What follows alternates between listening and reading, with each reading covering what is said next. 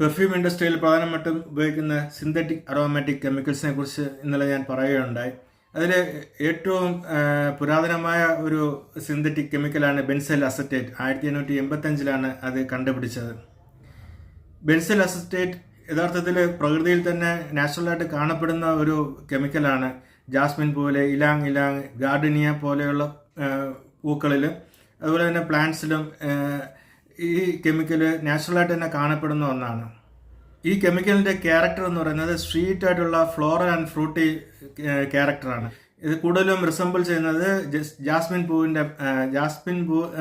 പൂവിൻ്റെ മണം മിമിക് ചെയ്യാനാണ് ബെൻസൈൽ അസറ്റേറ്റ് പ്രധാനമായും ഉപയോഗിക്കുന്നത്. ബെൻസൈൽ അസറ്റേറ്റ് ഫ്ലേവറിങ്സിലും ഉപയോഗിക്കും.